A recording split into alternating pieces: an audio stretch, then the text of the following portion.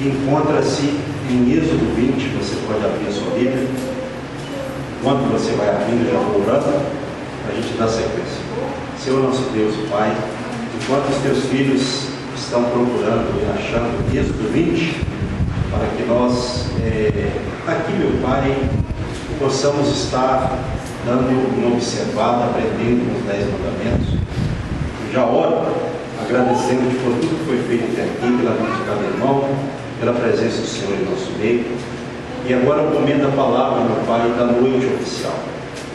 Que o Senhor venha usar conforme a tua vontade, para que a igreja continue sendo edificada, em nome de Jesus. Amém. Graças a Deus. Êxodo 20, nós vamos meditar do versículo 1 em diante. Tem por título os 10 mandamentos. Quem puder se colocar de pé, amém. Quem não puder pode ficar sentado também, não tem problema. Às vezes a pessoa está com dor na perna, né? Então tem essas questões, ou criança que colo, às vezes tem um caso ou outro, então a gente tem que sempre falar sobre isso também. Então, Êxodo capítulo 20, versículo 1 em diante, assim: Então falou Deus todas estas palavras: Eu sou o Senhor teu Deus, que te tirei da terra do Egito, da casa da servidão. Não terás outros deuses diante de mim.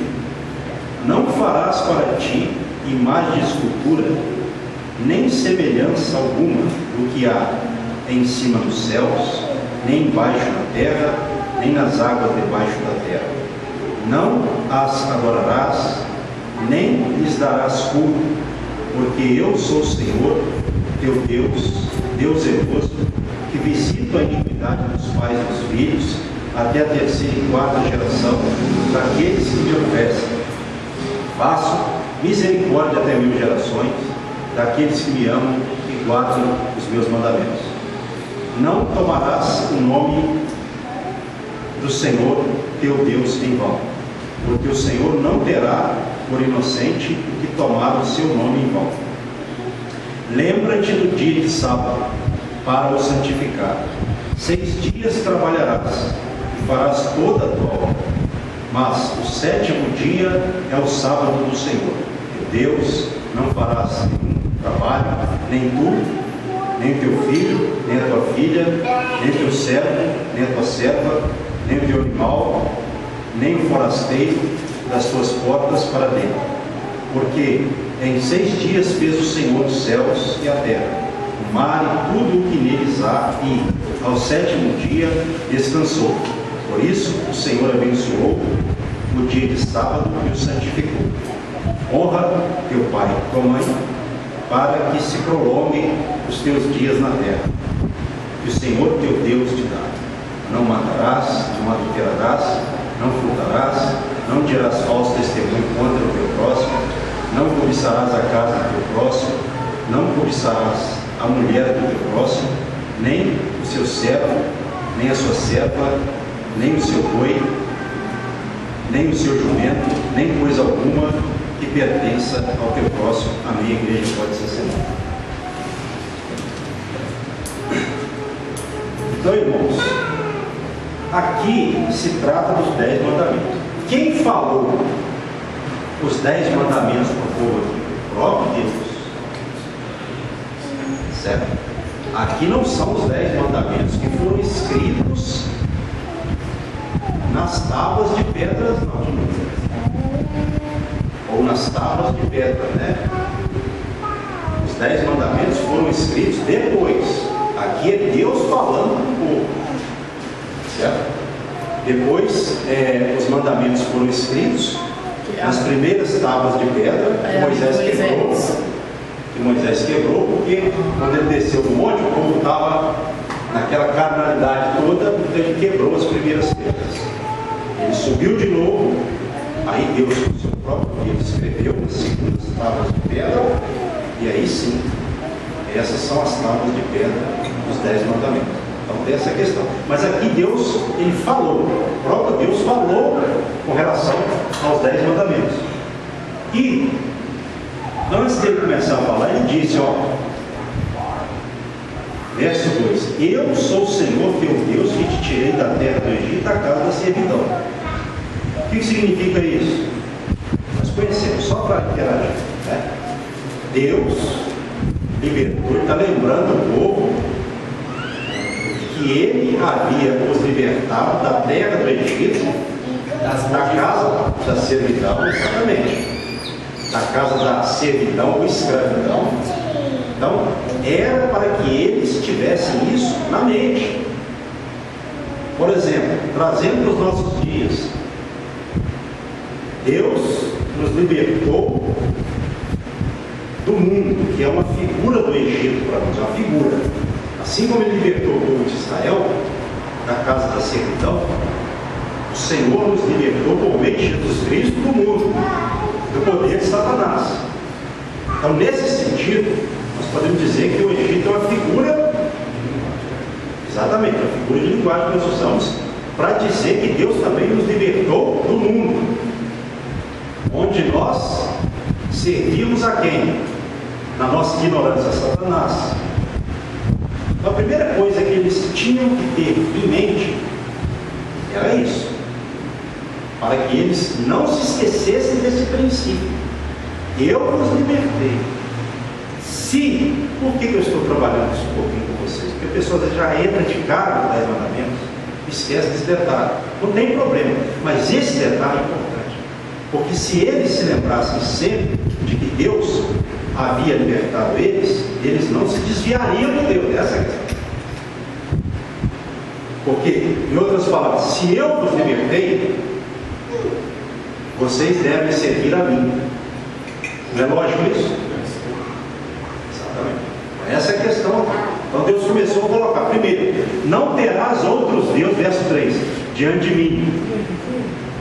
Então quer dizer, o povo não podia ter nenhum tipo de Deus, mesmo Deus sabendo que fora dele não existe nenhum Deus, só ele é Deus.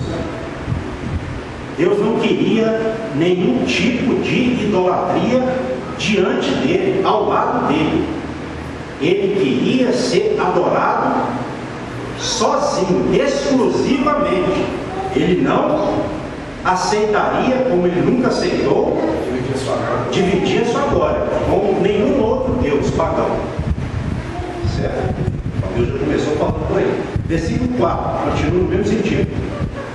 Não farás para ti imagem de escultura, nem semelhança alguma do que há em cima dos céus, nem embaixo na terra, nem nas águas debaixo da terra.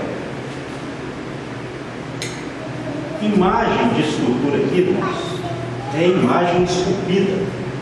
Então Deus falou para que o povo de Israel não fizesse isso. Algo que assemelhasse a ele,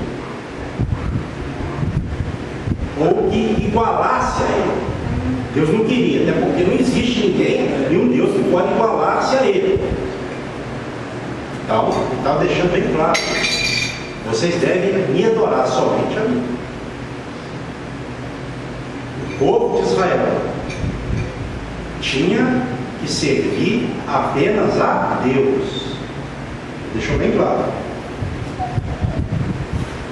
Olha só: não farás para ti imagem de escultura, nem semelhança alguma do que há em cima dos céus, nem embaixo na terra, nem nas águas debaixo da terra.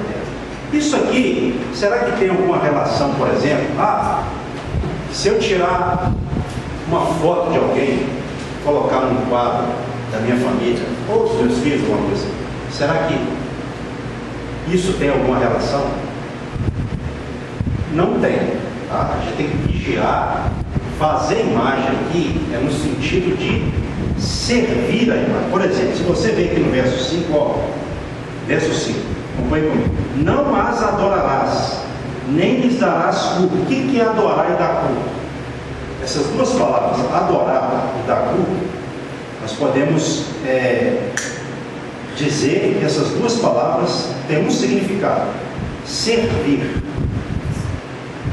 Então essa é a questão, não tem nada a ver com uma foto, por exemplo, de um pai, de uma mãe, ou uma foto de uma pessoa que você coloca no retrato da sua casa, né?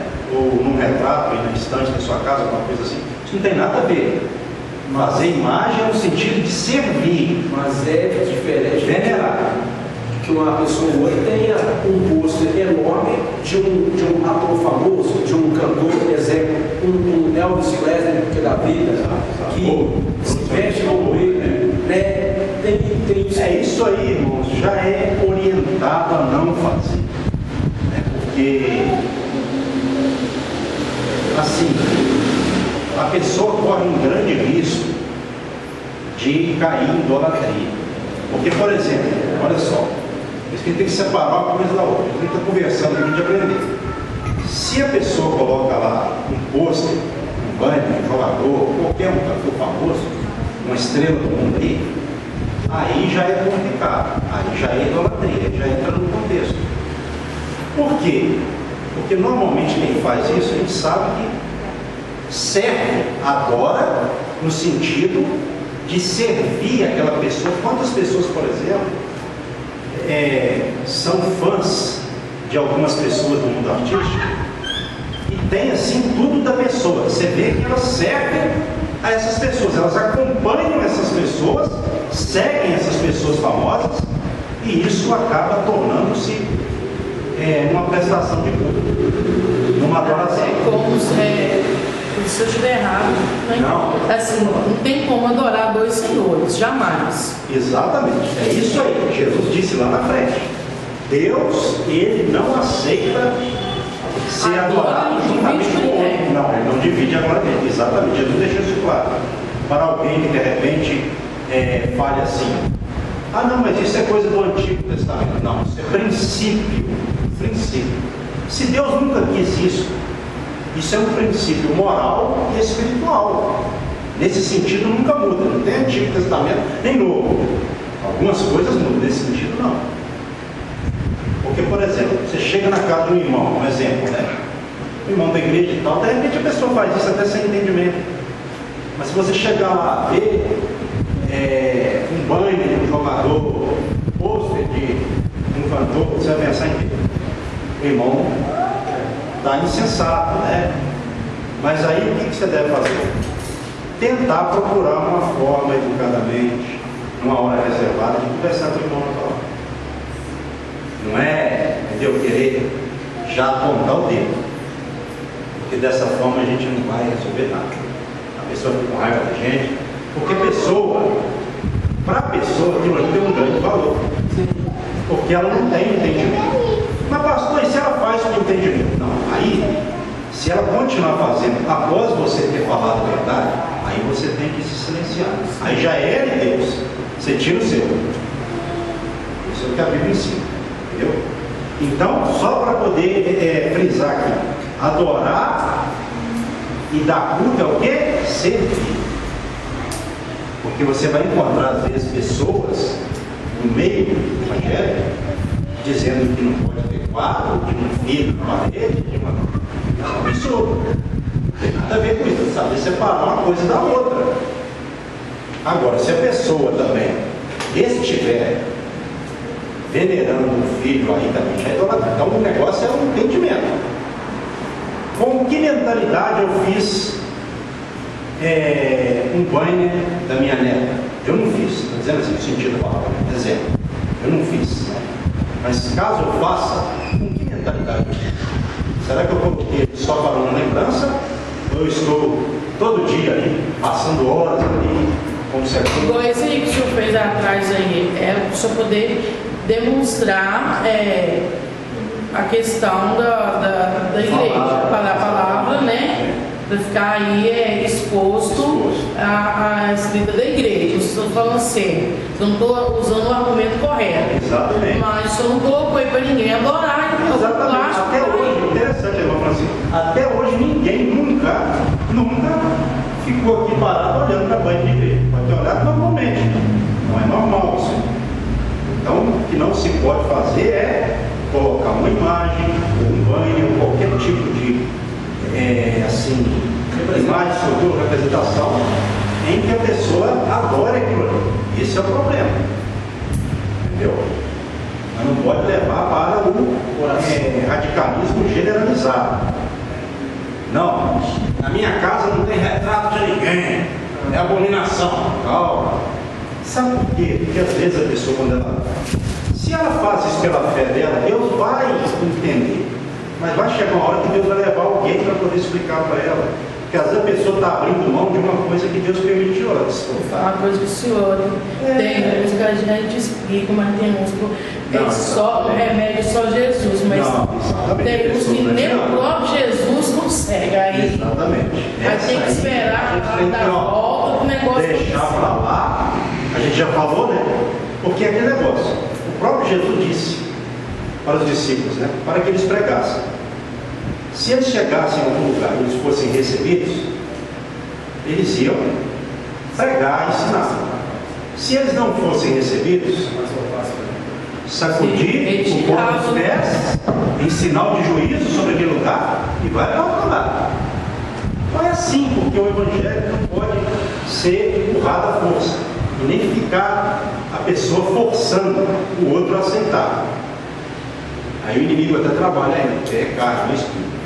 Você tem que procurar ensinar, fazer sua parte. O Espírito Santo vai falar o coração da pessoa se ela der lugar. Entendeu? Tem lá uma palavra que fala que não é por força nem por violência, pelo Espírito. Exatamente. Boa palavra aí, boa lembrança daí. Então, vamos continuar no versículo 5. Depois de culto aí, ó. Porque eu sou o Senhor, teu Deus, depois de darás culto.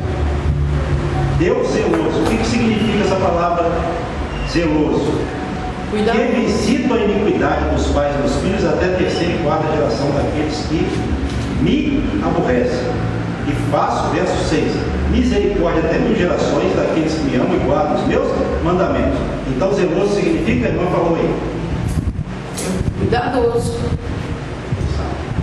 Esse zeloso aqui é no sentido de Deus da gente. Exatamente. Amoroso, O misericordioso. ciúme dele é justamente dele não querer, aí voltamos ao argumento que nós falamos agora há pouco, dele não querer adoração a ele e nenhum outro Deus. Ele é zeloso nessa questão. Ele quer um povo para adorá-lo de forma zelosa, né? E ele também é zeloso.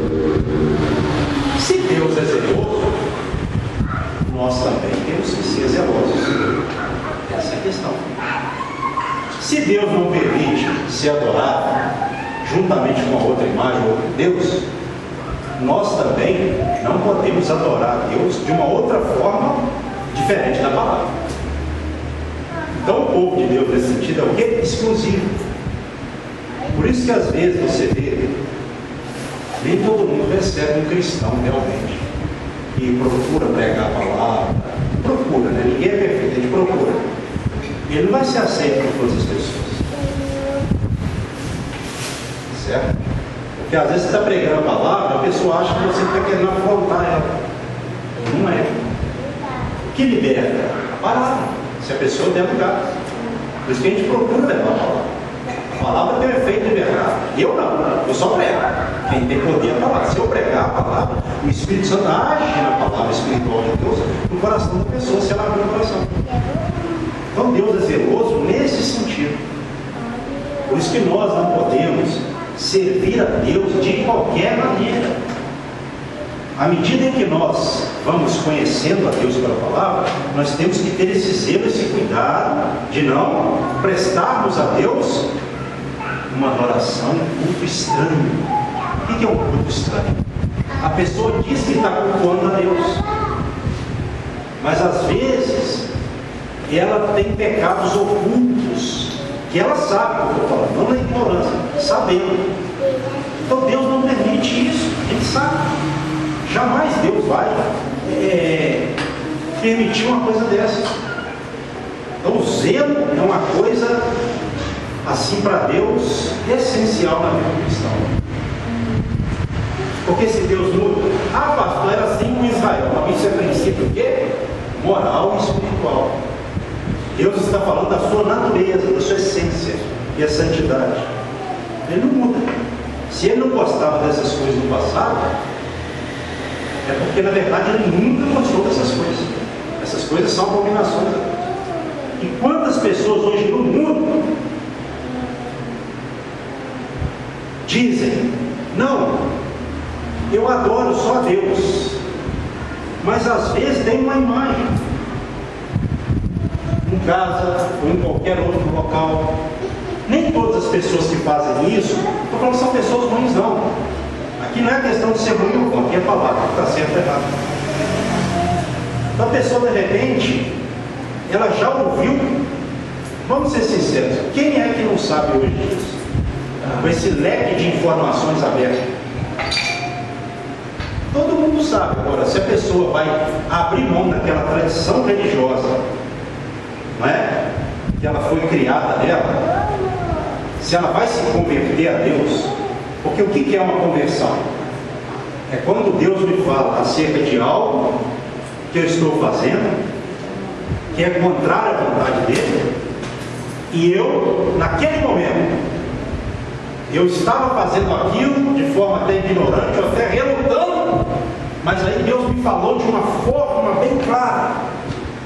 Então, se eu sou uma pessoa temente a Deus, eu vou deixar aquela prática, porque não é uma questão de religião ou segmento religioso, não, é palavra de Deus. Deus vê as imagens do mundo nesse sentido, imagens que são adoradas, servidas, cultuadas, como uma abominação. Só Deus pode ser adorado, porque só Deus é Deus. As pessoas que oram a um santo ou a uma imagem qualquer, elas estão orando a um Deus ou a uma imagem que não pode fazer nada. Nós sabemos disso. Que tem olhos, mas não veem, ouvidos, mas não ouvem, boca, mas não falam, mãos, mas não apalpam, pés, mas não andam, e não tem espírito, não há alento, não há vida. E essas imagens, o Senhor diz que aqueles que adoram, que servem, que fazem, as pessoas que praticam isso, se tornarão iguais a essas imagens, sem vida, mortos espirituais, porque Deus é espírito e só aceita a adoração em espírito e verdade. Como uma pessoa vai adorar Deus se ela tem imagens? E aqui não é questão, como eu falei, de ser evangélico ou qualquer outro segmento, não. É a palavra. Deus nunca gostou disso. Aí você vai falar com a pessoa, não, mas não é bem desse jeito, não. A pessoa vai e quer inventar. Eu me deparo com pessoas que aí eu vou falando. Quando eu vejo que a pessoa não tem fé para deixar, aí eu, infelizmente, digo assim: ó, você crê que você está certo? Creio. Tem certeza? Então, continue fazendo o que você acha que está certo, e eu vou continuar crendo da maneira que eu aprendi. Não tem como fazer nada, não precisa brigar, mas tem que encerrar o assunto assim. A gente não pode deixar a pessoa sem falar a verdade. O crente tem que procurar pregar a verdade, mesmo sendo um pecador, mas ele tem que procurar sempre pregar a verdade, porque a verdade é a palavra de Deus, a verdade é o próprio Deus, o próprio Cristo. Sem verdade Deus não operará. Se ele ficar só no campo da religiosidade, concordando, se a gente ficar no campo do conformismo, o que vai acontecer? A gente também vai ser rejeitado por Deus. Deus vai falar: isso aí perdeu toda a essência, se corrompeu. É praticamente cúmplice do outro, né? Exatamente, cúmplice, exatamente, pecado de conivência e cumplicidade. Aceitou. E hoje o mundo está fazendo isso ou não? Não, vamos todos nós temos que dar as mãos e etc. A princípio até parece uma coisa bonita. A princípio, né? União e tal. Por exemplo, Jesus, ele uniu com quem? Qual dos partidos religiosos, políticos da época de Jesus que ele uniu? Pelo menos com um deles. Alguém pode me falar se isso aconteceu?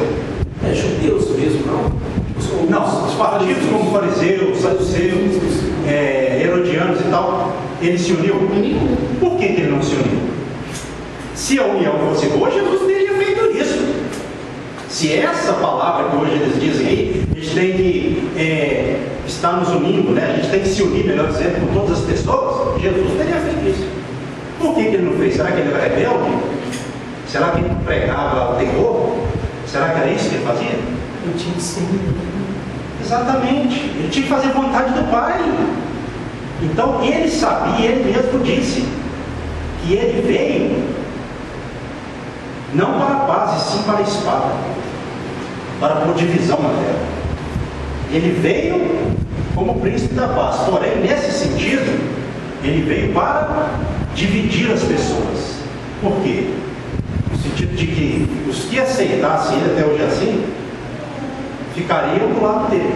Os que não, seriam contra ele. Ele mesmo disse: aquele que comigo não se ajuda, espalha. Quem não é comigo é contra mim. Jesus pregava assim. Jesus não ficava: nós temos que dar as mãos, temos que estar nos unindo para nós vencermos o mal. Não, você não vai encontrar isso em nenhum momento dos evangelhos. Não é que Jesus ele instigou guerra, briga, não. É porque Jesus sabia que isso aconteceria, que ele viria como ele veio ao mundo para sofrer. Ele sofreu. E que pecado que ele cometeu? Nenhum. Isso é para a gente ver. Então a gente vai ser recebido por todo mundo? Todo mundo vai aceitar a gente? A gente tem que vigiar com isso. Não é questão que a gente vai brigar com as pessoas de maneira nenhuma. A gente tem que ser moderado, equilibrado, pacífico. Mas vai haver momentos de guerra. E quando acontecer, é preciso entender. Isso faz parte da questão. Porque o mundo quer que você pregue o evangelho de açúcar. Mas Jesus disse que nós somos o sal da terra e a luz do mundo. Se o sal se estragar, para nada mais presta, a não ser para ser lançado fora e pisado pelos homens. Jesus falou muito sobre muitas coisas que estão aqui, né, nos 10 mandamentos. Vamos continuar então. Nós estávamos no versículo 6, né? E faço misericórdia até 1000 gerações daqueles que me amam e guardam os meus mandamentos. Então, você pode observar, em parte do versículo 5, está escrito que Deus, ele disse, né? Como está aqui, ó: visito a iniquidade, verso 5, dos pais, dos filhos, até a 3ª e 4ª geração daqueles que me aborrecem. O que é isso? O que significa isso?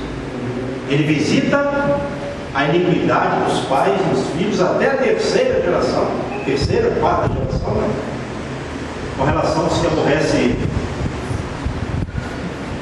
O que é isso? 4 gerações com maldição por causa da rejeição, dos que me rejeitam. Quem rejeita a palavra de Deus está trazendo maldição sobre a sua vida e a sua geração. Agora quem aceita está trazendo bênção, misericórdia de Deus. Aí a pessoa vai decidir. Ela não é? Ela que decide. Deus é tão bom que deixa o ser humano decidir o que ele quer. Deus não obriga. Ele obriga? Não, ele ensina. E a pessoa escolhe. Né? Então a gente vê que aqui a misericórdia de Deus ela é muito maior do que a sua fúria. Mas a questão a maldição está enquanto a rejeição a Deus permanecer. Por exemplo, uma família que está debaixo de maldição, né? Essa família não quer dizer que a maldição hereditária no sentido de, né, vai ali perpetuar ou vai por muitas gerações. Não é isso.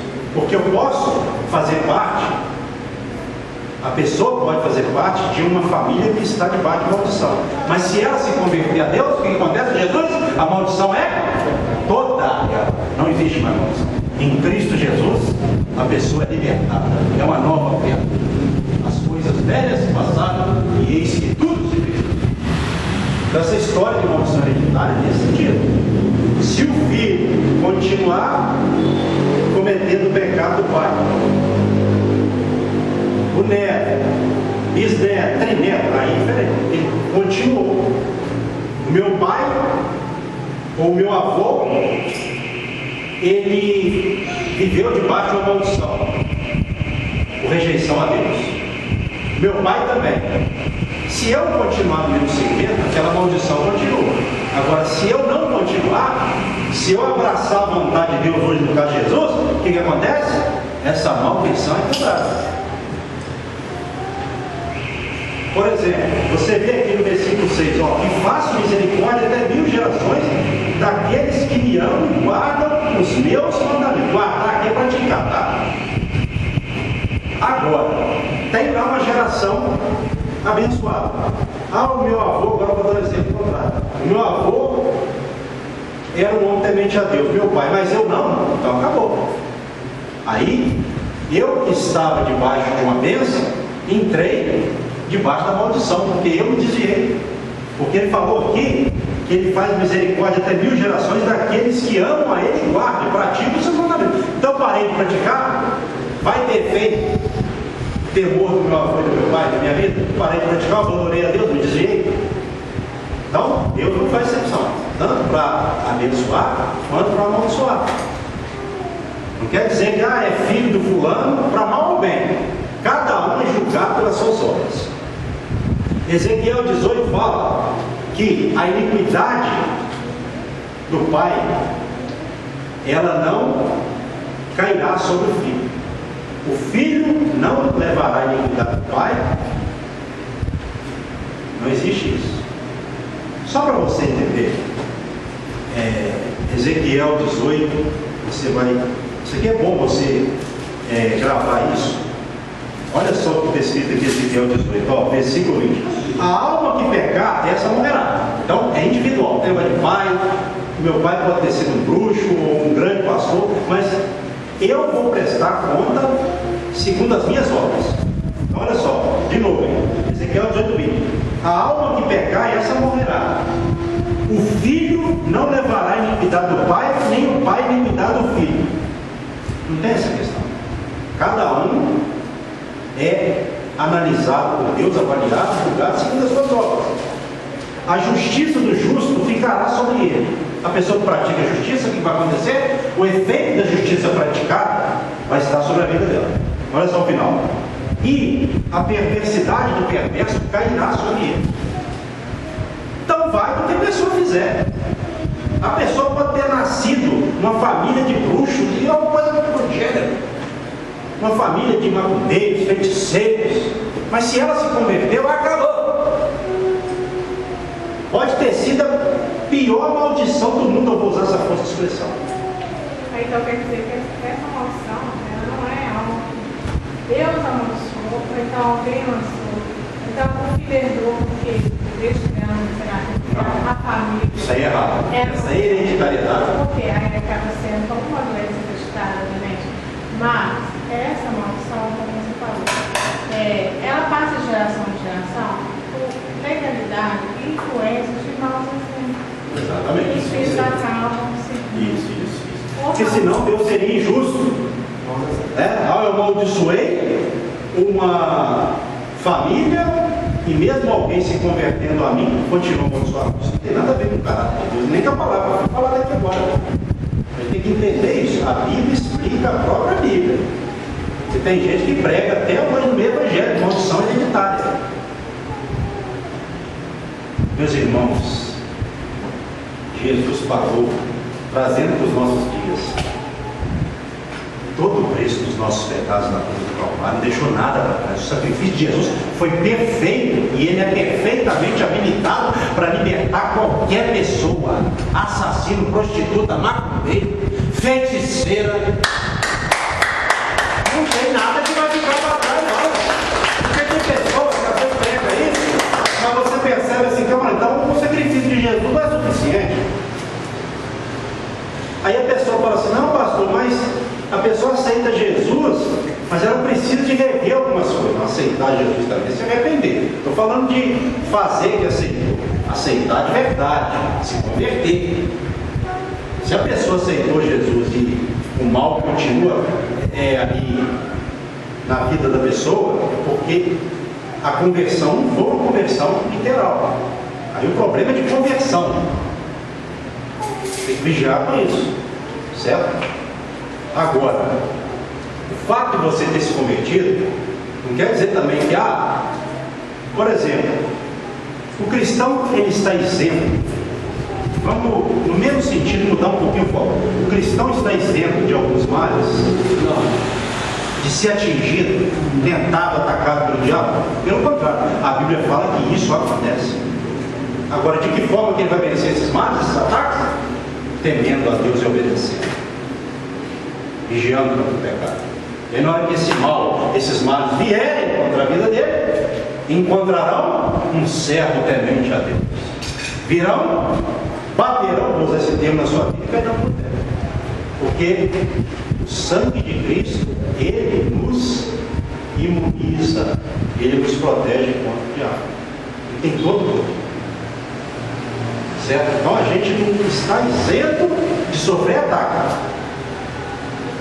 Porém, o ataque não pode nos vencer. Só se nós dermos lugar para o diabo. Aí já é uma outra questão. Aí é a pessoa. O problema não está no sacrifício de Cristo. Está na pessoa que deu lugar para o diabo. Adianta, por exemplo, uma pessoa, ela ficar pecando, depois vai orar, Deus, Senhor, fazer aquela oração fervorosa. Deus deixa se levar por altura, entonação de voz, por aparência? Não. Deus ouve o justo, a Bíblia fala, a oração do justo. Porque às vezes tem pessoa que é assim, ela faz coisa errada. Aí depois, às vezes vai para um monte, em qualquer outro lugar, eu vou fazer uma oração forte, e esse diabo vai cair. Mas a legalidade está na mente. Ela tem que consertar a mente. O problema não é externo, é interno. A maioria dos problemas espirituais que nós temos são de origem interna e não externa. E começa na mente. Começa na mente. Porque se o Senhor está na sua mente, meu irmão, você vai ser atacado. Vai. Porque todo crente é atacado. É um sinal. Tem que acontecer. Ele tem que sofrer. Mas ele sempre vai, de alguma forma, permanecer. Pastor, e se ele morrer? Se ele morrer, o céu vai se abrir e o Senhor vai receber lá na glória. Porque às vezes a pessoa fala assim, se é assim, então por que o fulano da Bíblia morreu? Se morreu, porque Deus permitiu morrer. E se morreu, ele está onde agora? No Senhor. Se morreu no Senhor, está com o Senhor. Quer coisa melhor do que isso? Mas na maioria das vezes, nós só vamos na hora. Na verdade, não é na maioria das vezes. O servo de Deus só morre na hora que Deus marcou para ele. Isso é Bíblia. Eu não encontro na Bíblia nenhum dos homens que foram fiéis a Deus, homens e mulheres, que morreram fora da hora, não. Se alguém encontrar um texto, me fala. Até hoje eu não vi. Os que foram fiéis. Porque a vida dos fiéis pertence a Deus. É Deus que marca a hora dele dar licença aqui da terra e viajar.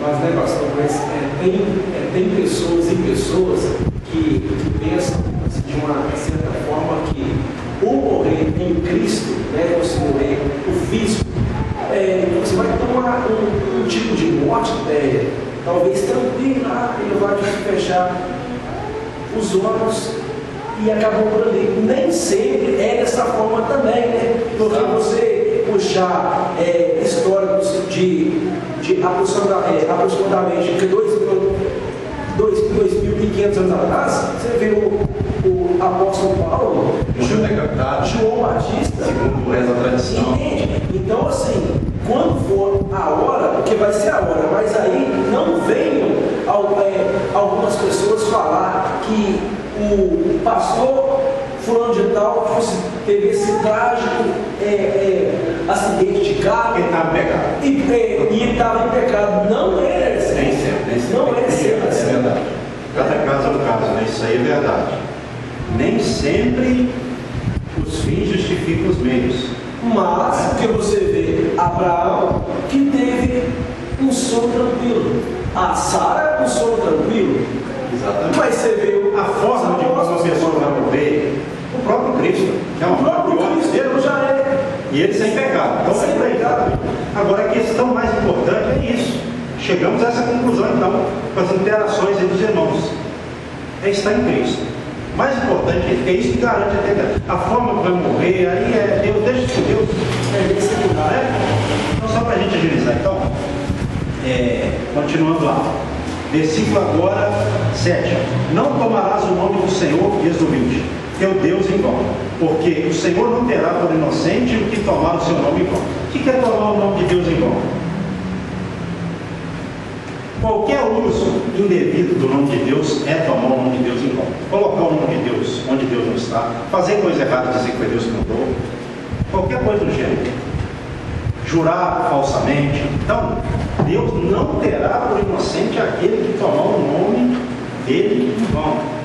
Então nós temos que ter o quê? Cuidado. Porque às vezes tem pessoas no meio do evangelho, nós já vimos isso, né? Todos nós, eu creio que já vimos isso. Fala uma coisa, foi Deus que mandou. Ou faz uma coisa, pastor, já estava orando, foi Deus que mandou. Às vezes a pessoa pode se enganar, sim, isso pode acontecer, mas quando ela se engana, o Espírito Santo também depois faz com que ela, ali se reabilite. Isso é um ponto. Agora, tem aquela pessoa que vive descuidadosamente usando o nome de Deus, inutilmente. Coloca o nome de Deus em tudo quanto é coisa. Aí é um problema grave. Deus não terá por inocente. O nome de Deus é santo. E as pessoas às vezes não pensam nisso. Porque eu colocar o nome de Deus numa coisa que Deus não está, muitas pessoas podem acreditar nisso. E o nome de Deus depois pode ser blasfemado por minha causa. Então muitas coisas podem acontecer. A gente não pode usar o nome de Deus em vão, tem que ter cuidado. Se Deus mostrou, mostrou. Se não mostrou, fala a palavra. Deus mostrou em sonho e visão, fale. Mostrou morte e vida, fale. Se é para falar, fale. Se não é para falar, ore. Agora, se Deus não mostrou, fala da palavra. Tem muita coisa na Bíblia para falar. Então a gente tem que vigiar. Isso é muito sério, né? Agora vamos continuar para o horário. Verso 8. Aí no verso 8, do versículo 8 ao 11, fala sobre o sábado, né? Eu já li aqui, então fala sobre o sábado. O que é guardar o sábado? Eles tinham que preparar tudo na sexta-feira, porque no sábado não podia cozinhar, não podia fazer nada. Era o sábado santo do Senhor. E outra coisa, muitos desses pecados aqui, idolatria era pecado de morte. Tomar o nome de Deus em vão, dependendo, redundaria também pena de morte, apedrejamento. Certo? Quem violasse o sábado também morreria. Só que aí a questão, pastor, por que não se guarda mais o sábado hoje? A maioria dos evangelhos. Essa é uma pergunta que ele me fez lá em casa, eu não vou saber te responder. Um dia desse, eu tenho que cantar pastor. Isso não, mas é importante, porque é uma coisa que está na Bíblia e é preciso entender, né? Então, se o sábado Deus o santificou e o separou, por que nós não guardamos o sábado? Vai para Gálatas aí, a Bíblia mesmo vai responder. Gálatas.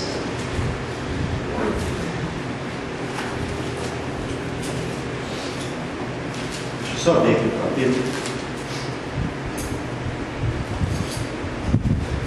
Eu ia ler uma passagem de Gálatas, mas vamos para Colossenses para adorar, né, para agilizar, porque Gálatas, eu ia de Gálatas para Colossenses, mas vamos para Colossenses uma vez? Eu vou ler uma passagem só para adorar, tá?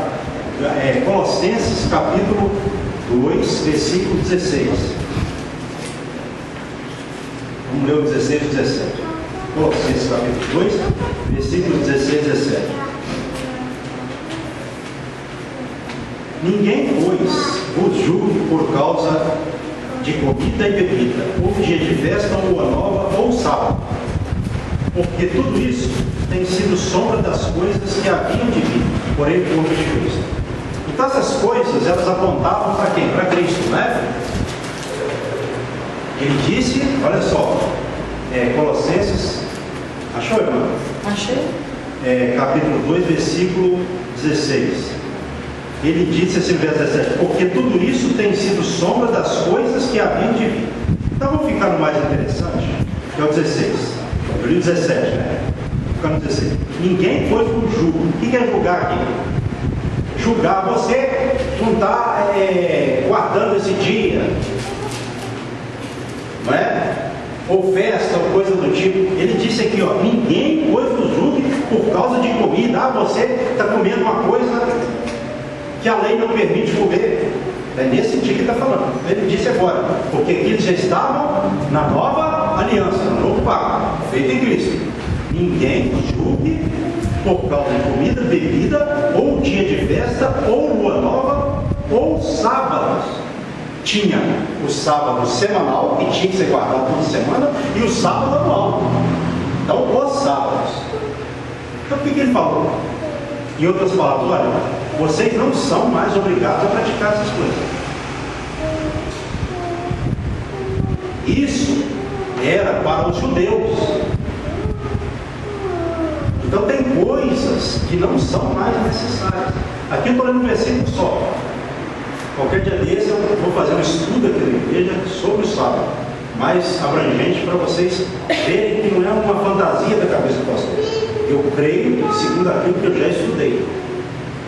Então hoje, se a pessoa é o seguinte, guardar o sábado, se ela quer guardar, não tem problema. Agora ela dizer para o outro que ele está condenado se não guardar, não é errado. Porque Paulo falou que não pode ninguém julgar ninguém por causa de dia de festa, boa nova ou sábados, ou comida, bebida. Por quê? Porque na nova aliança não temos mais todas aquelas leis ou preceitos da lei de Moisés. Algumas coisas sim, mas muitas não. Uma delas, ao meu ver, é o sábado. Não precisa de guardar nem mais dia de sábado, nem mais ano sabático. Não precisa disso. Então, esse aqui é um versículo, nessa passagem, é uma das passagens que eu uso para isso, né? Só para dar uma explicação à base para a própria vida. Então, a questão do sábado foi, ao meu ver, na minha linha de pensamento, é um mandamento aqui foi dado para os israelitas, exclusivamente para eles. Por exemplo, até hoje lá, os judeus guardam o sábado. Eles querem guardar. Mas eu sou judeu ou sou gentil? No concílio de Jerusalém, Atos 15, você vê que muitas coisas ali foram tiradas com relação aos gentios. Os gentios e outros falam, não precisa de praticar essas coisas mais.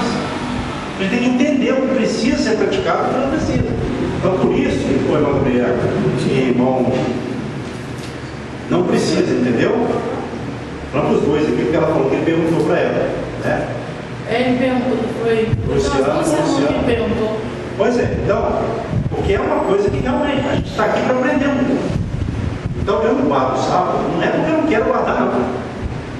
Se estivesse no Novo Testamento uma passagem clara dizendo a igreja precisa de guardar o sábado, alguma coisa nesse sentido, mas o que está falando aqui é que não precisa, não é que precisa. Não. Entendeu? Por isso, não que o sábado foi ruim, ele foi uma bênção, Deus santificou, etc. Mas foi essa questão com relação ao passado, a antiga aliança, ao meu ver, certo? Então por isso nós não guardamos o sábado. Versículo agora 12: honra teu pai e tua mãe, para que se prolonguem os teus dias na terra, que o Senhor teu Deus te dá. Honrar pai e mãe é o quê? É Êxodo 20, versículo 12.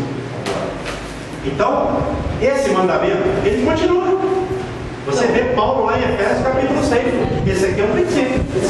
Então, honrar pai e mãe é o primeiro mandamento com promessa, para que a pessoa tenha sua vida prolongada na terra e também.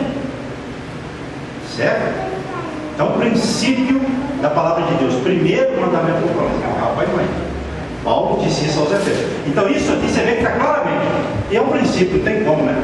Honrar pai e mãe, isso é coisa que vai ser para toda a existência. Tem que saber separar coisa. O único aqui, para ser sincero, o único mandamento que eu vejo não é mais para ser praticado, ou não como uma lei. Quem quiser praticar, pratique também. É verdade. Aqui não é como uma lei, como foi colocado isso também até como uma lei, né? É o sábado, para mim é o único. O resto tudo está em evidência da igreja. Agora o sábado eu creio que não. Tá bom? Versículo agora 13. Não matarás. Mas antes de entrar no 13 aqui, qual que era a pena para um filho rebelde? Rebelde mesmo, contra pais? Morte. Era morte. Para agilizar, Deuteronômio 21, versículo 18. Vocês dirão, eu só vou para mostrar para vocês aqui. Quem quiser ir, tudo bem, para agilizar, para a gente fechar, né? 21, versículo 18 que eu falei, né? Olha só. Se alguém tiver um filho, Deuteronômio 21, 18 em diante, contumaz e rebelde, que não obedece à voz de seu pai e de sua mãe, e ainda castigado, não lhes dá ouvidos, seu pai e sua mãe o pegarão e o levarão aos anciãos da cidade, à sua porta, onde os casos eram julgados, nas portas da cidade. Certo? Os anciãos é que julgavam, que davam a sentença para uma coisa ou outra, até para a morte, né? Verso 20: e lhes dirão: este nosso filho é rebelde e contumaz, não dá ouvidos à nossa voz, é dissoluto e beberrão. Então todos os homens da sua cidade o apedrejarão até que morra. Assim eliminarás o mal do meio de ti, todo Israel virá e temerá. Então, irmãos, filho rebelde, imagina se essa lei, a igreja imagina comigo aí, se essa lei estivesse valendo até hoje. Mas não está, entendeu? A lei do castigo de morte. Agora vamos lá, versículo 13, Êxodo 20. Não matarás. Qual que era o pecado ou a punição para alguém que matasse? Morrer. Exatamente. Entendeu? Você vai ver, está lá em Levítico 24, 17. Não vou ficar do horário, né? Então, quem matasse, por que Deus mandou não matar? Só Deus tem o poder de tirar a vida. Hoje você está vendo uma matança que é quase um genocídio. O camarada mata o outro como se fosse barato no céu. É o que a gente está vendo. Mas a Bíblia fala que isso aconteceria no fim dos tempos. Mas esse é um pecado terrível. A pessoa quando mata, ela está assumindo o lugar de Deus, porque só Deus deu a vida, só pode tirar. A pessoa está debaixo de maldição severa. Observe bem, a maioria das pessoas que matam, elas morrem também naquele gênero de morte. Exatamente. É maldição, né? O outro versículo aí, 14: não adulterarás. Deuteronômio 22, 22. Qual que era a punição para o adúltero e a adúltera? Não se pode adulterar. Hoje não vai adulterar mais, mas antes era assim. O que Deus queria com isso? Que não houvesse engano, infidelidade no meio do povo dele. Por isso que ele separou Israel para ser o povo dele e seguir as leis dele. Para ser um modelo para os outros povos da terra pagãos que praticavam tudo isso: morte, prostituição, adultério, essas coisas, né? Versículo 15: não furtarás. Êxodo 21, 16. Qual que era a pena para o que furtasse? Morreria. Está vendo? Então, irmãos, roubar é um pecado também que faz com que a pessoa, embora hoje a pessoa não seja mais morta, como era na lei de Moisés, mas faz com que a pessoa também esteja debaixo de maldição. É um furto. Se não é meu, não é. Se eu sei que é de outra pessoa e eu pegar, eu estou cometendo um furto. E eu estou debaixo de maldição. Porque Deus mandou não fazer. É um mandamento moral para qualquer tempo. Certo? Versículo agora 16: não dirás falso testemunho contra teu próximo. Dependendo do falso testemunho que a pessoa desse, por exemplo, vamos supor que ela desse um falso testemunho, ela acusasse o próximo dela de idolatria, que era um pecado digno de morte. Se fosse descoberta que ela estava testemunhando falsamente, ela morreria no lugar dele. Olha como Deus é justo. O que Deus queria com isso? Que não houvesse falso testemunho. Acontecia muito. Nabote, por exemplo, ele morreu por falso testemunho de pessoas que foram contratadas por Jezabel, aquela maldita que a Bíblia fala. Entendeu? Mas no caso dele, né, com certeza aquele irmão está lá agora. Então vamos lá. Versículo 17 e último: não cobiçarás a casa do teu próximo. O que é cobiçar? Cobiçar, irmãos, é esse desejo ardente, carnal, perverso, de ter uma coisa que não é para você. Então, normalmente, antes de se cometer quase que qualquer pecado, a pessoa cobiça. Tem que tomar cuidado com a cobiça. E entra na mente da pessoa. A pessoa começa a desejar que o outro tem, eu quero ter, ou eu quero ter a mulher do fulano, ou a fulana quer ter, né, o homem da outra, ou qualquer coisa do gênero. Então não se pode cobiçar a casa do próximo, a mulher do próximo, o servo, como havia muitos servos, né? Nem serva, nem o seu boi, nem o seu jumento, nem coisa alguma que pertença ao teu próximo. Então, se o meu próximo tem, por exemplo, uma firma lá e tem muitos funcionários, eu vou ficar cobiçando, eu vou querer, porque aí o mal vai entrar em mim, eu vou querer ter o que ele tem e vou acabar fazendo uma coisa guiada pelo diabo para ter o que ele tem e acabarei mal. Vigiar isso. O que é para nós, Deus dá. Deu para a igreja entender um pouquinho dos 10 mandamentos? Entendeu?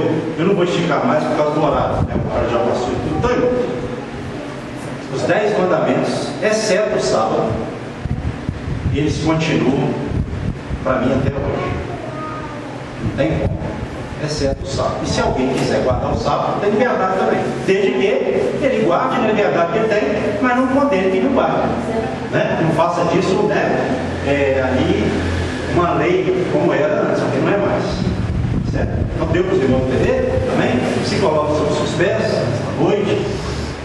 E se alguém quiser continuar estudando em casa alguma coisa aqui, para pegar a sequência é bom e tal. Depois, se quiser perguntar na igreja, está estudando em casa, uma parte não entendeu, lista lá. E assim a pessoa vai aprendendo, nós vamos aprendendo uns com os outros. Faça assim com as mãos em forma de receber. Pai, a todos abençoe, presentes e ausentes, com teu amor, com a graça da vida e com a suave e doce consolação de Deus Espírito Santo. Dê a todos, ó Pai, no final de domingo consolado, planejado no mar, para que nós terminemos a semana e comecemos a semana prática amanhã, no encorajamento, meu Pai, do Espírito Santo que nós precisamos. Assim eu oro e os abençoe. Em nome de Jesus, amém. E que as palmas louve a Deus. Não vai embora. Sempre a paz do Senhor, que o irmão está do seu lado. Deus te abençoe em nome de Jesus, amém? Pai do Senhor.